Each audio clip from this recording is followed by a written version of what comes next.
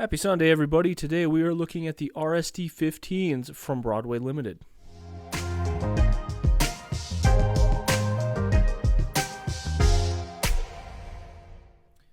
Like I said in the intro, these are RSD 15s from Broadway Limited. They are currently rocking the new Paragon 4 decoders. They're sound equipped like all Broadway locomotives. And short story long here, they're really great locomotives, and I think anybody who's looking at these should probably take advantage of it relatively quickly. Currently on Broadway's website, they have a refurb department. They still have these available for a really good price on there, so I would recommend checking them out before possibly buying new models. That's where I got these. These are from the refurb store, and I've had excellent luck with them. So let's zoom in, take a look at these things, and then we're going to talk about runnability. I have a couple of caveats that I want to go over and some concessions I need to make with these, but let's actually take a look at how nice of a job Broadway did putting these new models together. Alrighty, still working with some new different angles on the layout to see what I can find for a really good review location, because I would prefer doing these on layout because I have access to my engine roster and it makes setting these things up a little bit easier. But as we look here, these are brand new models from Broadway, brand new tooling, brand new all that stuff. So this is the first time seeing these, and honestly, when you get up close and personal, they really are gorgeous looking locomotives. And like I said, you don't get a whole lot of Alco stuff out there, so it's nice to see a little bit of new in the end scale department. So as we start up front, we have microtrains like couplers. They're properly heighted, and the hoses seem to be pretty good on these. I haven't found the need to trim them back, so nice there. We will take a closer look up front, but there are MU hoses and whatnot on the front of this.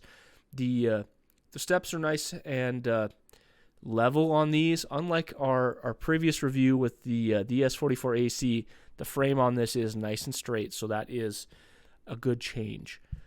The thing I'm not totally sure on, and I haven't gone back and looked at prototypes, safety paint is not on the rails or steps, so might be something you have to do if that's something you're picky about. I actually bought these for kind of a project that we'll get to at the end here, so we'll get into that. But paint on this, I love the zebra stripe Santa Fe scheme. It's one of my favorites, and the trucks on these look absolutely, just wonderful detail on these. The brake canisters are there. You can see all the levers. Nothing's really added detail. This is all molded in, so that's probably it might even be a 3D printed, like liquid 3D printed, whatever that's called, resin printing, to get that kind of detail. They really did a nice job on the trucks on these, and I like how low the frame is to these trucks, kind of like we talked on that ES44AC.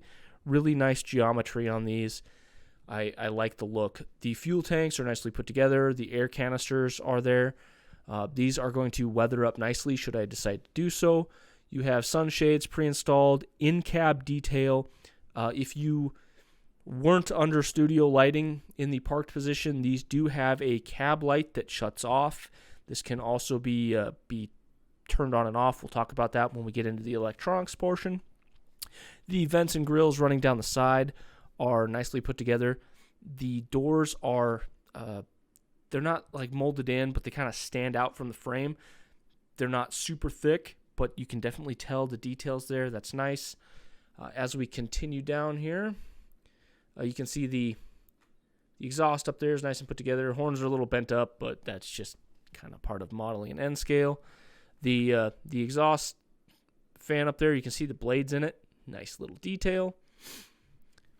And whole side of it looks really nice. I believe this unit has the lit number boards. The other one does not. I think that is dependent on prototype. Everything about this model just screams really nice. Now, I'm going to just slide it out of the way quickly. We'll do and I just shorted out my system. A quick run by of the blue and yellow Santa Fe. All the same detail. You might even get to see a little bit more of the grill work up there towards the nose. as well as some of the hand grabs on the right there next to the cab. Just really nice looking locomotives for N scale. I'm going to adjust the camera a little bit here, and we're going to take a look at the front and back of the Zebra one here in just a moment. Alrighty, so as we look up here, I'm going to zoom in just a little bit more. There is a whole bunch going on up front on this thing. The crosswalk is, molded into the handrail.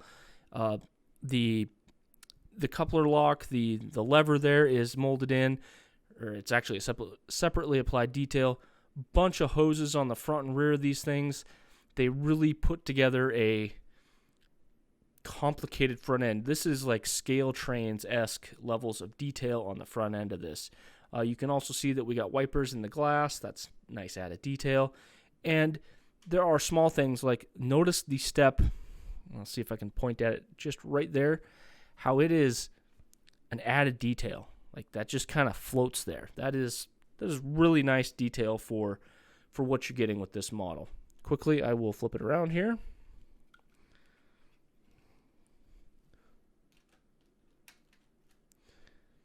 And now the track power's off, so not that big a deal. And you can see on this side, we got lots of MU hoses, the coupler, decoupling lever, all that really nicely put together.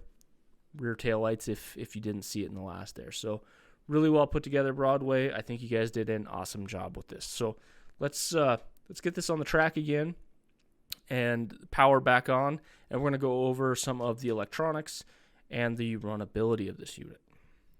Alrighty, like I said in the beginning, these are Paragon 4 decoders. So they come with all of the usual bells and whistles that you get with a Paragon 4 decoder. And one of the minor issues that I kind of had with this when I first started with them is they're pretty light units. They're about 85 grams. And for comparison, that basically puts it in the same ballpark as, say, a GP40 from Atlas. They're right about that same weight. And so the pulling power, and I don't have my unit set up yet to test pulling power with these, but I can tell you that I kind of messed with these before I tore down my last layout, and they are struggling a little bit in the pulling power department. So I was a little bit disappointed to start with. And I'm coping a little bit on this. I'm going to be completely honest. But these come from an era of railroading that high horsepower, high tractive effort engines were really not a thing. So these are only like 2,400 horsepower, which at the time was pretty high. But comparatively, it's really not that much. So these not necessarily having the same amount of pulling power as a standard road diesel, in hindsight, doesn't bother me as much. I was just a little shocked that, say, an SD40 could outpull these pretty substantially because they kind of have the same wheelbase, same general dimensions. These just end up being a lot lighter. And that seems to kind of be a thing with Broadway lately, is their locomotives are getting lighter. And that worries me a little bit. But honestly, for what I think you would use these engines for, they're probably powered in a reasonable way. So however you feel about that, I'm giving it a pass. But just be aware that these aren't absolute animals of pulling power. So when you would see these running on people's layouts or in real life, not that you're going to see much of these running anymore, short of on some short lines, which I might get to here in a minute, you're going to see 3 or 4, possibly 5 of them pulling a decent-sized train. So to get that kind of look on your layout, pulling big, long trains with these, you're going to have to run several of them anyway. So, again, a bit of a pass on the pulling power thing. But when it comes to usability of these things, the trucks, especially with that, I thought maybe there might be an issue with the one wheel that's kind of offset a little bit, kind of the old Alco early GE thing. I thought maybe they'd be a little bit of a problem child running through some turnouts and whatnot. And even on my old layout where I had gradient changes, these are absolutely locked in. They follow rail so well. And the Paragon 4 decoders with their capacitance, whatever that means to anyone. They don't have a keep alive in them, but they certainly handle dirtier track turnouts a whole bunch better than some of my other locomotives. Now, I'm finding some good GP units now that I'm a little farther into my hobby, but honestly, these are an awesome pair of switchers. I have been having so much fun doing switching work with these things. They just work. And I've had some issues in the past with microtrains-esque couplers on my Broadways not working really well in certain scenarios. These ones actually tend to couple like a standard microtrains coupler would. So they've been really, really fun to do switching work with. And so I was possibly consider selling these. I think I want to make my own, like the N-scale reviewer engine, have my own road number type thing, road name, and relabel these Santa Fe's as, they were bought secondhand and have them as my own personal switchers. So that might be a project I get into. I really have no idea how to do that.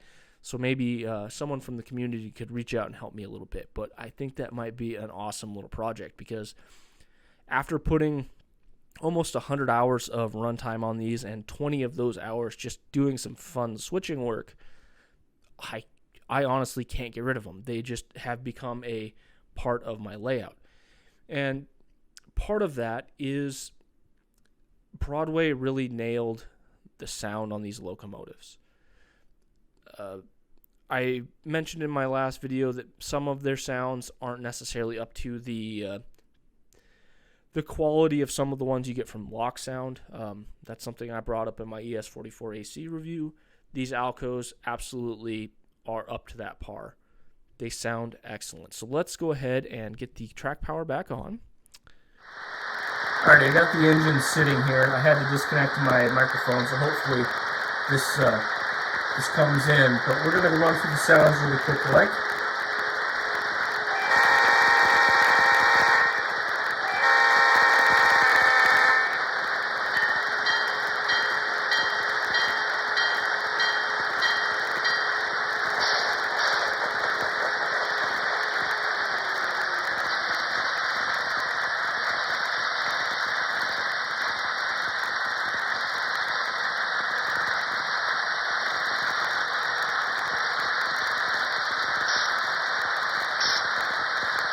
Might have been a little bit boring, but it's difficult for me to get voice and audio for the engines at the same time with my current setup. But the Broadways have a really good throttle system for these, and it seems really subtle on video. I don't know if it's actually picking it up, but if you go watch some videos of some RSD 15 switching, and there are a few of them out there, you don't really hear the things like throttle up like you would hear a different engine. They kind of make a clunk and you get a burst of smoke, and they kind of increase a little bit in speed. And that's actually how these sound when they are, you can actually hear them notch into each individual, notch there all the way up to notch 8. And slowly but surely the engines come up to full throttle. And so there ain't a whole lot of difference in what might be RPM tone between, low idle and all the way up to full throttle, other than there is a pretty substantial change in volume. So to make these things a little nicer, I want to use these as a switching pair. So one of the things you can do with Broadway is these are currently set up in their CV230 forward and reverse locomotives. So the zebra print one is locomotive 1, and the Santa Fe unit in the blue and yellow is CV230 is set for a value of 3. And what this does is it allows the headlights to switch from unit to unit, whether you're going one direction or the other. They're also consisted not through my normal consisting method, but through CV19, so they act as one locomotive. And from the factory, it was really easy to set up. I just set that and already speed matched, ready to go. So that's one of the the bright sides to buying from Broadway. When you buy these units, they're just ready to be put in consist together, and you can run them. They can be consisted the normal way. I just chose to run these as a CV19 setup because they're going to be a switching pair on my layout, and they are never going to be running separately. So that's why they're set up in that position. Also, CV, I believe it's 193 through 198, is the notch selection. So if you change the values of the CVs in there, it changes at what point the throttle allows the engine to notch up for the automatic throttle control.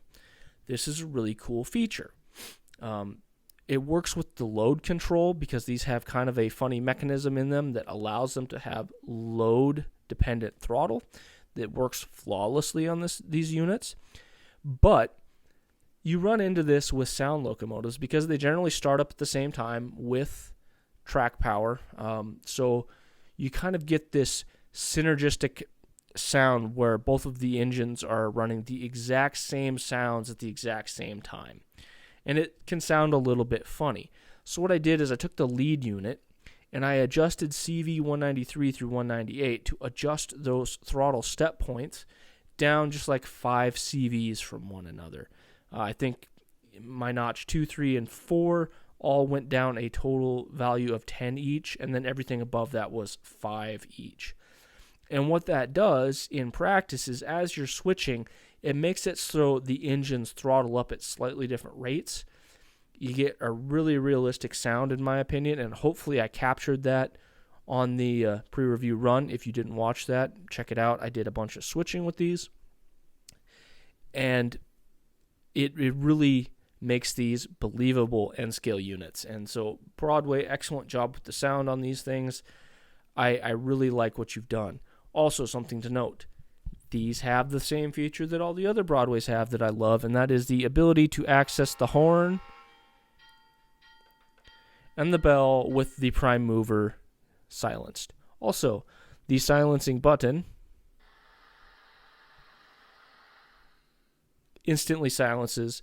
There's no air hoses going off or anything like that, so when you need them to be quiet, they're quiet. So awesome. I love that feature. I hope everyone follows suit because it is one of the best parts about having a sound locomotive is not listening to them all the time, because they do. It gets waning if you're not actively running on your layout. So great feature. Love that, Broadway. Keep it up. So yeah, let's see. I'm trying to think. Do I have anything else about sound that I wanted to go over? Quillable horn, if that's something that's of interest to you. Not really a big deal for me, just kind of a cool little feature. If you get into the extended CVs of these things, just like all the other Broadways, there are crew noises that you can make, that type of stuff, sounds like if you're loading passengers or something of that nature. Really not my jam. Glad that it's there and easily accessible, just not something that I personally have value in. But honestly, really good sound system on these guys. I can't complain about it at all. With the sound stuff out of the way, and like I talked, the load-based system on these works really well. And although they don't really have the power to pull big, heavy loads, when you can get the throttle synced up just right and you're moving in and out, the factory acceleration rate really seems to make these things shine as switchers. So personally, that is my recommendation for these. These would be excellent switchers on 60s era layouts, that type of thing. Or if you take the time to do what I think I'm going to do and turn these into a custom short line engine pair, absolutely perfect for that. You cannot go wrong. And Broadway has a whole bunch of these out there. I really wish I would have got one with a high nose now. I might look into getting one in the future. I think they're really cool looking as well. But yeah, honestly, everybody, I can't recommend these things more. So that being said, we need to talk about price. I have seen these anywhere from, there are a couple of deals out there for about $200 on eBay. For the most part, on all of the train websites, anywhere from $220 to $250. So look for the cheaper ones if you possibly can. at that $200 range, $220, they're an okay deal.